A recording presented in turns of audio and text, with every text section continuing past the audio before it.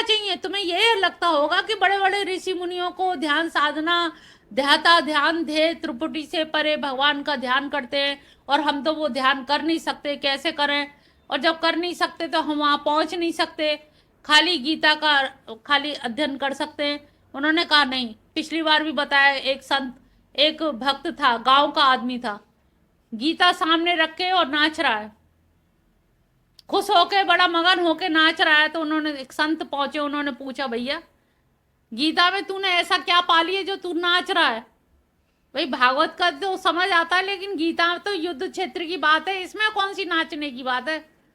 कह रहे अरे नाचना नहीं, यहाँ तो पृष्ठभूमि खोलते ही कन्हैया एक हाथ में बागडोर लिए हुए, एक हाथ से उपदेश दे रहे, इतना ध्यान करता हूँ, मगन हो जाता हूँ, बस इसके आगे मुझे और कोई आनंद नहीं चाहिए, बस इतने ही कन्हैया मुझे दिखाई देते हैं, और कन्हैया जहां दिखते हैं मेरा दिल बाग बाग हो जाता है, और बाकी का ध्यान करने से मुझे क्या लेना देना, मेरे लिए तो इतना ही पर्याप्त है ध्यान।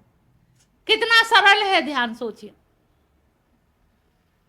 लेकिन हम उससे भी वंचित रह जाते हैं, फालतू की चीजों में समय गंवाते हैं। हमें उससे वंचित नहीं होना है, ना संस्कृत पढ़ने से। ददामी बुद्धि योगम में इसीलिए कहती हूँ, बीच बीच में जो छोटे छोटे सूत्र रूप हैं उनको चाहे अंडरलाइन कर लो, चाहे लिख लो। ददामी बुद्धि योगम, हम में अकल कम है, लेकिन भगवान में तो अकल का भंडारा है। ऐश्वर्य से समग्र से धर्म से यश श्री, समग्र से मोक्ष से वैराग्य से, इनमें तो कूट कूट के भरा हुआ है लवालब। पूर्णमद पूर्णमिदम पूर्णात् पूर्णमुच्यते पूर्णस्य पूर्णमादाय पूर्णमेवावशिष्यते। सब कुछ उनमें तो पूर्ण पूर्ण भरा है, 100-200 ग्राम कम भी नहीं है, खचाखच भरा है वहां तो बिल्कुल। और जब खचाखच भरा है, उसमें से वो तुम्हें नेक्स्ट देर में जरा सा भी टपका देंगे, एक बूंद भी, उसी में आनंद आ जाएगा।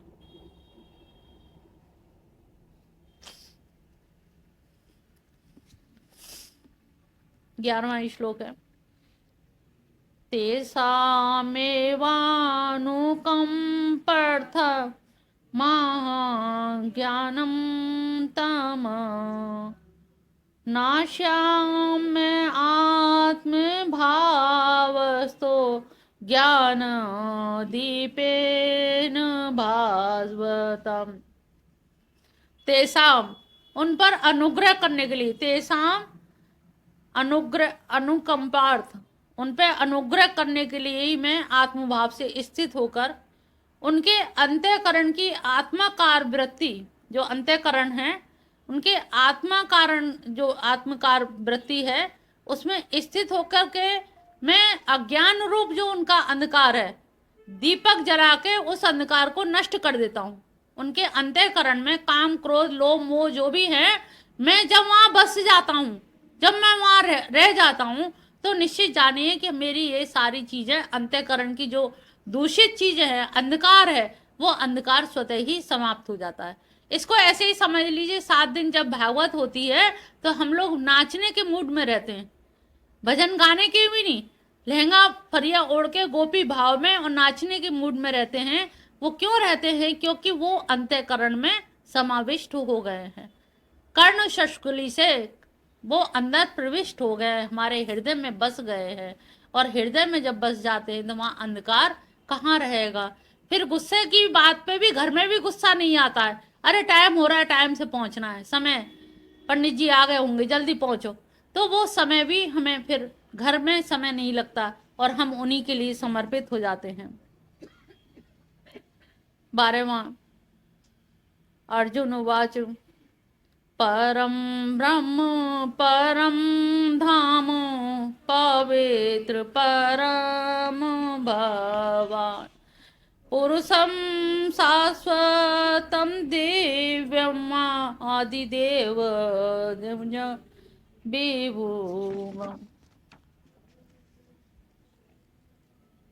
आहो त्वाम ऋषयः सर्वे देवर्षि नारदस्तथा असितो देवलो व्यास स्वयं चैव ब्रवीषि मे। अब यहाँ पर कितने अर्जुन पूछ रहा है, अर्जुन के शब्द है।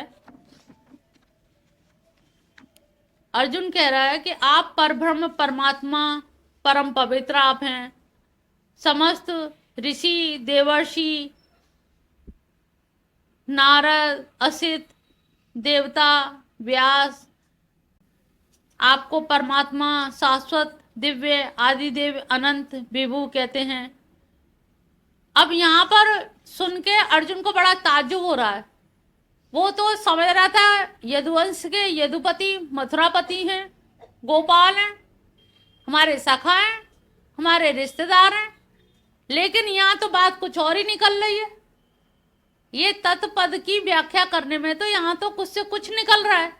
ये तो हमने सोचा ही नहीं था, जिस तरह से इनकी व्याख्या की जा रही है कि वो असित ऋषि भी है, देवलो भी हैं, व्यास भी हैं, तो ये सबके सब वही हैं। तो इससे इनसे हट करके तो फिर कहीं कोई कुछ रह ही नहीं जाता। चारों तरफ देखा जाए ऊपर से नीचे तक देवर्षि नारद से लेकर के और जितने भी हमारे ब्रह्मर्षि बने हैं सबके सब इन्हीं के इर्द गिर्द हैं, इन्हीं से सब घिरे हुए हैं। 14वां श्लोक है, सर्वं एतद्रदं मन्ये यन्मां वदसि केशव न हि ते भगवन् व्यक्तिं विदुर्देवा न दानवा। हे केशव, आप कुछ भी मुझसे कहते हैं उस सबको मैं सत्य मान रहा हूँ और माननी पड़ेगी, क्योंकि भगवान आपके प्रभाव को ना तो दानव जानते हैं और ना ही देवता जानते हैं। तो मेरी तो औकात क्या है। अब आप जो कह रहे हो वो मैं सब सही समझ, यहाँ पे भी एहसान दिखा रहा है अर्जुन कि तुम जो कह रहे हो मैं सही मान ले रहा हूँ, क्योंकि तुम्हें ना तो दानव जान सकते हैं और ना देवता जान सकते हैं। तो अब तो तुम्हारी कहीं मुझे सुननी पड़ेगी। तो तुम जो कह रहे हो वो सत्य ही कह रहे हो। स्वयमेवात्मात्मानं वेत्थ त्वं पुरुषोत्तम भूत भावन भूतेश देव देव जगतपते। भूत भावन, भूत भावन यानी कि समस्त संपूर्ण जीवों को बनाने वाले। हे भूतेश, संपूर्ण भूतों के ईश्वर, देवों के देव, जगत के स्वामी, हे पुरुषोत्तम, आप स्वयं ही अपने आप को जानते हो। आप पुरुषोत्तम हो। पुरुषोत्तम का मतलब है इनसे ऊपर और कोई पुरुष है नहीं जो इनको जान सके। भूत भावन है, सब मनुष्यों को बनाने वाले भी हैं, और जिसको बना रहे हैं तो वो कैसे जान सकता है, वो भी नहीं जान सकता। कार्य को देख के कर्ता का अनुमान लगाया जा सकता है, लेकिन कर्ता का अनुमान कार्य के माध्यम से। तो भूतेश, आप ही सबको बनाने वाले, और सारे देवी देवता सबको बनाने वाले आप ही हैं। तो हे जगतपते, आपको कोई और नहीं जान सकता। आप जो कह रहे हैं वही वो सत्य है, मैं इसी को सत्य मानकर चल रहा हूं। 16वां है, वक्तुर्मशेषेण दिव्या आत्मविभूतय याभिर्विभूतिभिर्लोकान् नियमसं व्याप्य तिष्ठसि।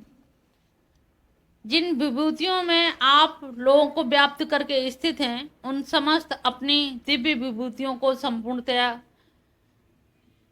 कहने के योग्य है।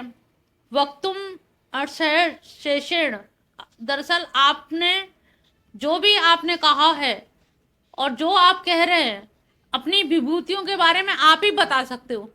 आपकी विभूति का कोई और वर्णन करे ये बड़ा मुश्किल है, कठिन है, क्योंकि तभी तो वही हुआ ना, एकम सद विप्रा बहुधा बदंती क्यों हुआ? वो इसीलिए विप्रा बहुधा बदंती हुआ क्योंकि एक भी व्यक्ति, कोई भी आपको उस रूप में नहीं जान पाया जिस रूप में आप हो। आप ही अपने बारे में कह सकते हो। और आपके अलावा कोई भी आपके बारे में नहीं कह सकता। कथम विद्यामहं योगे त्वाम सदा परिचिन्तयन् केषु केषु च भावेषु चिन्त्यतोऽसि भगवन्मया। हे योगेश्वर, अब मैं किस प्रकार केसु केसु किस प्रकार से किस किस भाव से आपको जानूं। हे भगवान, आप किन किन भावों से मेरे द्वारा चिंतन करने योग्य हो, ये तो मैं अब ये समझ भी नहीं पा रहा कि मैं लग्गा कहाँ से लगाऊं। तुम्हें प्रेम भी करूं, जैसे होता है ना, बहुत बड़ा फल है तो लगता है लग्गा कहाँ से लगाएं, कहाँ से खाएं, इतना बड़ा लड्डू है तो कहाँ से खाएंगे। तो उन्होंने कहा केसु केसु, कहाँ कहाँ से, कैसे कैसे मैं जानूं आपको। आपको जानना ही इतना कठिन हो रहा है, और आप जो बता रहे हो वो वास्तव में सही बता रहे हो, क्योंकि अभी तक कोई बताने में सक्षम नहीं हुआ, इसीलिए द्वंद्व रहे इतने। और द्वंद्व रहने का कारण यही है कि कोई व्यक्ति आपको जान नहीं पाया। तो आप किन भावों से मेरे द्वारा चिंतन करने योग्य, अब या तो मेरे लिए बता दो कि मैं किस भाव से चिंतन करूं, क्योंकि मेरी जो औकात है, मेरे लायक सेवा बताओ। कहते ना हमारे लायक कोई सेवा बताना, तो हमारे लायक बताइए, क्योंकि आप तो इतने बृहद हो, इतने ब्रह्मांडों के नायक हो, इतने नियामक हो, सबके संचालक हो। आपको पूरी तरह से तो हम भजन कर नहीं सकते, ना यजन कर सकते हैं, ना ध्यान कर सकते हैं। आपके किस पार्ट का हम ध्यान करें, किस भाग का ध्यान करें, किस किस भाव से ध्यान करें, कैसे चिंतन करें, ये आप हमें बताने का कष्ट करें। 18वें श्लोक में कह रहे हैं, विस्तरेणात्मनो योगम विभूतिं च अचनार्दन भूय कथयत्राप्तिरे श्रणवतो नास्ति में अमृत। हे जनार्दन, आप अपनी योग माया विभूतिम चा जनार्दन, अपनी योग माया और परम ऐश्वर्य विभूति को पुनः विस्तार भूय, भूय ने पुनः कथा, पुनः विस्तार पूर्वक कहिए, क्योंकि तृप्तिर श्रणवतो नास्ति में अमृत। आपकी इतनी बड़ी प्रशंसा और उनको सुनकर के मेरा मन अभी तृप्त नहीं हुआ है कि आप अपनी प्रशंसा को, अपनी बातों को, प्रशंसा तो उसको कहें जो ना हो, अपनी जो आपने कथन किया है उस कथन को आप बार बार भूव भूव बार बार कहें तो शायद हमारी कुछ तृप्ति हो सके, अन्यथा हमारी तृप्ति नहीं हो रही है। आपने जो इतना बृहद रूप से बताया, आप असीम सत्ता है और हमारा मस्तिष्क कैसा है, ससीम सत्ता है। तो ससीम में असीम को रखने की, सागर में गागर में सागर को नहीं रखा जा सकता, तो हम अपनी छोटी सी बुद्धि में आपको कैसे रख सकते हैं। तो आप और बार बार जब आप अपनी बात कहेंगे तो परस्पर बोधयन, एक तो हमारे रुचि प्रेम भी पनपेगा, रुचि भी पनपेगी, और आपके बारे में सुन सुन के हमें आनंद भी आएगा। 19वां श्लोक है, श्री भगवान उवाच हन्तु ते कथयिष्यामि दिव्यात्मविभूतया प्राधान्यत कुरु श्रेष्ठ नासु तंतो विस्तरस्य में। हे भगवान, एक तो कुरुश्रेष्ठ प्रभु। अच्छा, अब यहाँ पर भगवान कह रहे हैं कि सही समझ रहे हैं, मैं तेरी जो औकात है, तेरा जो स्तर है कुरुश्रेष्ठ, मैं तुमसे अपनी दिव्य विभूतियों की प्रधानता से, अब आगे जो श्लोक आगे अध्याय आएगा, अब ये प्रधानता बताएंगे अपनी, क्योंकि अब सबके बारे में, सब में यहाँ पे भी है, यहाँ पे भी कह रहे मेरी बुद्धि काम नहीं कर पा रही, तो यहाँ भगवान कह रहे हैं हे कुरुश्रेष्ठ, मैं तुमको अपनी विभूतियों में प्रधानता से कहूँगा, क्योंकि मेरी विभूतियों के विस्तार का कोई अंत नहीं है। भाई जहाँ भी जो भी चीज मिलेगी वो मेरी विभूति से युक्त ही मिलेगी। मेरी विभूति के अलावा कोई वस्तु न्यून या शून्य नहीं है। जहाँ मैं हूँ, जहाँ विभूति है वहाँ मैं हूँ, ये समझ लो। तो मेरी कोई भी विभूति बिना उसके नहीं मिलेगी। तो तुम सही कह रहे हो हे कुरुनंदन, जब तक तुम खास खास चीजों को नहीं समझ लोगे, नहीं देख लोगे, तब तक तुम्हें आनंद नहीं आएगा। तुम्हारा ये जानना अत्यंत आवश्यक है। 20वां श्लोक कह रहे हैं, अहमात्मा गूढ़ाकेश सर्वभूता से अवस्थित, अहमादिश्च मध्यम च भूत नामंत एव च। हे गुडाकेश, यानी कि अपने इंद्रियों को संयमित करने वाले, मैं समस्त प्राणियों के अंतःकरण में अंतर्यामी रूप से स्थित सबकी आत्मा हूँ। मैं ही संपूर्ण भूत प्राणियों के जीवों का आदि, मध्य और अंत हूँ। अब यहाँ पर इन्होंने सबसे पहले शुरुआत कहाँ से की? त्वम पद से। तुम्हारे अंदर जो आत्मा है, तुम बाहर की तो बात छोड़ो, तुम हो कि नहीं सबको मालूम है? तुम लोग जिंदा हो, किसी को ये तो नहीं पता कि मरे हुए हो। सबको मालूम है जिंदा हो, इसका मतलब कृष्ण हैं तुम्हारे अंदर, कृष्ण विराजमान हैं, तभी तुम इच्छा कर पा रहे हो, देख पा रहे हो, बैठ पा रहे हो, अंतःकरण में संकल्प ले पा रहे हो, श्रवण कर पा रहे हो, ये सारी जो क्रियाएं कर पा रहे हो, किसकी वजह से कर रहे हो? जोर से बोलो। कृष्ण ही एकमात्र ऐसी सत्ता है जिसकी वजह से तुम ये सब कुछ दर्शनेन्द्रिय, श्रवणेन्द्रिय, घ्राणेन्द्रिय, रसेंद्रिय, ये सारी इंद्रियां जो काम कर रही हैं वो केवल कृष्ण के कारण ही काम करने में सक्षम हैं। 21वां श्लोक, आदित्यानामहं विष्णु ज्योतिषां रविरंशुमान् मरीचितरुतास्मि नक्षत्राणमहं शशि। आगे बताते हैं, हे अर्जुन, मैं आदित्यों में अदिति के 12 पुत्रों में विष्णु नामक आदित्य हूँ। ज्योतिषों में, प्रकाशकों में अंशुमान विश्वव्यापी प्रकाशक सूर्य में हूँ। अब सूर्य कोई सोच सकता है भगवान की तरफ कि ये सूर्य है? हम लोग यही सोचते हैं सूर्य देवता हैं और भगवान अलग है। यहाँ पर उन्होंने कह दिया कि यहाँ पर जो 12 आदित्य हैं, उन 12 आदित्यों में जो विष्णु नाम का जो आदित्य है वो मैं हूँ। जो सूर्य है, सूर्य का जो प्रकाश है वो सूर्य मैं ही हूँ। मरुतों में मरीचि नामक मरुत मैं ही हूँ। और नक्षत्रों में अधिपति शशि यानी चंद्रमा, नक्षत्रों में चंद्रमा मैं ही हूँ। अब यहाँ पर वो अपने खास खास जगह को, स्थानों को गिनवा रहे हैं।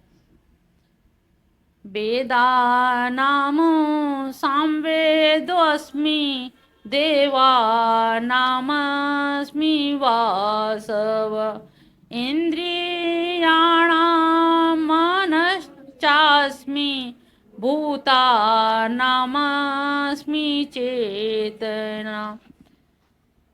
यहाँ पर 4 वेद कहे गए हैं, सभी को मालूम होगी 4 वेद तो, लेकिन 4 वेदों में जो सामवेद है, सामवेद को इन्होंने खुद को माना है। यजुर्वेद, ऋग्वेद, पहला होता है ऋग्वेद, दूसरा यजुर्वेद, तीसरा और चौथा, इन चारों में से उन्होंने सामवेद कहा है। सामवेद क्यों कहा है? क्योंकि सामवेद गायन कला से युक्त है। सामवेद गाया गया है और भगवान बांसुरी में नाद फूका है, गाया है, और इसीलिए भक्तों के गाने से भगवान जल्दी प्रसन्न होते हैं। उन्होंने कहा मैं खुद सामवेद हूँ, मुझे खुद गाना पसंद है, मुझे खुद गायकी पसंद है। तो यहाँ पर उन्होंने जो जो कारण दिए हैं, उन कारणों में अपनी जो विशेषता बताई हैं, उन विशेषताओं को भी उन्होंने कारण बताया है। इंद्रियाणाम मनश्चा, और जो इंद्रिय हैं, कितनी इंद्रियां हैं? कितनी इंद्रियां हैं? और 10 इंद्रियों के अधिष्ठाता कौन है? मन। तो फिर सीधे सीधे बोला करो, इंद्रियाणाम मनश्चास्मि। समझ रहे हो?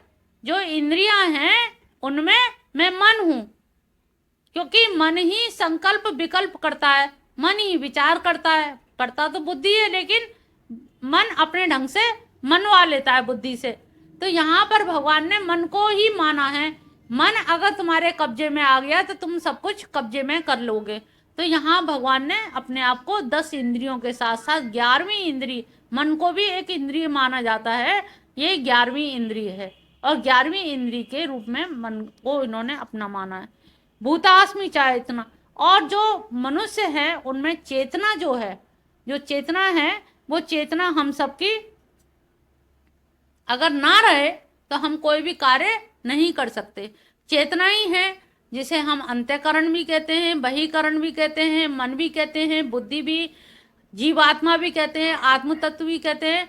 तो यहाँ पर चेतना, अब तुम मनुष्य में से भगवान निकाल दिए जाए तो क्या रह जाएगा? मृत घोषित कर दिए जाओगे। तो अब सब कुछ तुम्हारा क्या है? तुम उधार लेके घूम रहे हो उनका, और ऋण चुका रहे हो। चुकाने के नाम पे क्या दे रहे हो? महीने के महीने कोई दर ब्याज कुछ दे रहे हो। तो ऐसे व्यक्ति को क्या सजा देनी चाहिए जो कुछ नहीं दे रहा? भाई जब आप स्वयं स्वीकार कर रहे हैं कि हम कुछ नहीं दे रहे, तो आप बताओ इनका कर्जा कैसे उतरेगा? तुम कर्जदार हो, कब कर्जा उतरेगा, और कितनी उम्र हो गई है? 60 के तो हो गए कम से कम। तो 60 के बाद भी कर्जा उतारने का मन नहीं कर रहा। भैया उतारो, यहीं उतार चलो, नहीं पछताओगे बाद में। फिर ऐसे ऐसे रौरम नरक और ऐसे ऐसे नरक मिलेंगे, फिर पछतावा होगा कि माधव मिशन में अगर भजन कर लिया होता कुछ बैठ के घंटा। अरे 1-1 घंटा यहीं बैठ के आके भजन कर लो, यहीं पर बैठ के कर लो। ये भी एक अच्छा है कि भाई हम यहाँ जा रहे हैं और 1 घंटा पहले से बैठ के हम भजन कर लें। तो ये इस तरह से करना सीखो, करो, तभी तुम्हारा ऋण उतरेगा। नहीं तो ऐसे तो सुन के चले जाओगे और ऐसे ही एक दिन राम नाम सत्य हो जाएगी। तो कोशिश करो कि हम कुछ भजन भगवान का कर लें। 23वें श्लोक से 24-25 में तो इन्होंने सब कुछ समझा दिया है। रुद्राणाम शंकरश्चास्मि वित्तेशो यक्षरक्षसामो वसुनामो पावकश्चास्मि मेरु शिखरिणामम् पुरोधसां च मुख्यं च मां विधिं पार्थ बृहस्पतिं सेनानीनामहं स्कंद सरसामस्मि सागर मैषीणां भृगुरहं गिरामहस्येकाक्षरम् यज्ञानां जपयज्ञोऽस्मि स्थावराणां हिमाल। अब इसमें बहुत सारी सार की बातें कह दी गई हैं। रुद्रनाम शंकर, 11 रुद्रों में मैं शंकर हूं। यक्ष और राक्षसों में वित्तेश यानी कि धनाध्यक्ष यानी कि कुबेर हूँ। 8 वसुओं में पावक अग्नि हूँ। शिखर वाले अत्यंत ऊंचे पर्वतों में सुमेरु पर्वत हूँ। हे पार्थ, तुम मुझको पुरोहित की तरह के मुख्य बृहस्पति जानो। मैं सेनापतियों का स्कंद हूँ और जलाशयों का सागर हूँ। मैं महर्षियों में यानी कि सप्त ऋषियों में भृगु हूँ। वाणी में एक अक्षर ओमकार हूँ। और यज्ञों में सबसे इम्पोर्टेंट चीज़ है, यज्ञों में जप यज्ञ हूँ और स्थावरों में मैं हिमालय हूँ।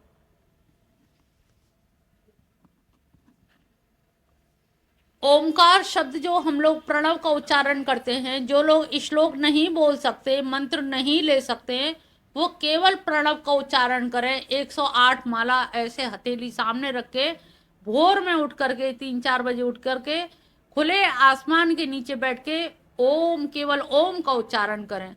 108 बार ओम का उच्चारण करें। अगर वो ये भी नहीं कर सकते, सुबह 4 बजे नहीं उठ सकते हैं, 6-7 बज जाते हैं, देर हो जाती है, तो जल्दी से जल्दी स्नान करके वो कम से कम एक जो मंत्र जिन लोगों को दे रखा है, सबको शायद सबके पास मंत्र नहीं है, जिनके पास मंत्र है वो लोग मंत्रों का उच्चारण करें। और यहाँ पर सबसे बड़ी चीज जो दी गई है, यज्ञानाम जप यज्ञोस्मि, जितने भी यज्ञ है, वेद यजुर्वेद यज्ञों से भरा पड़ा है। और यज्ञों में सबसे बड़ा यज्ञ क्या है? कौन सा यज्ञ है? और वो तुम पूरी तरह से करते नहीं हो, कंजूसी करते हो। 64 माला कम से कम करो जप यज्ञ। और किसी को बड़ा मंत्र लग रहा है तो वो छोटा मंत्र भी ले सकता है। प्रीति से भी कहा एक दिन एकादशी को आकर के मंत्र ले लो, जिसको भी मंत्र लेना हो एकादशी को आकर के मंत्र ले सकते हैं, और वो तुम और छोटा कर देंगे, स्वास्थ्य सही रहेगा। और स्वास्थ्य सही रहेगा तो जप ज्यादा करोगे। कुछ लोगों से हमें उम्मीद है कि ज्यादा ज्यादा जप करें। ममता तुम भी आ सकती हो समय निकाल के। देखो नकली तो माला है और मन कितना असली है ये तुम देख लो। तो अब इसका उल्टा कर लो, माला नकली कर लो, मन असली कर लो, काम तुम्हारा हो जाएगा।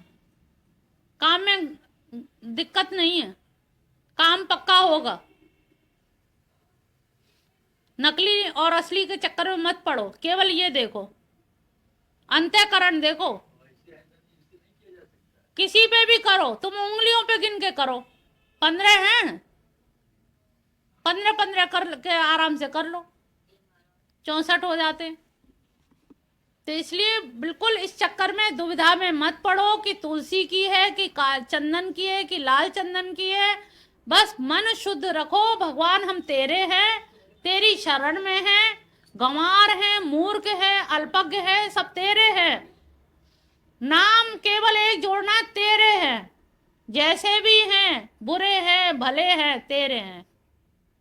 इतना कह सवेरे उठते ही पहला शब्द बोलो इनसे, सवेरे उठते ही आँख खोलो तो यही शब्द बोलो, हम तेरे हैं प्रभु।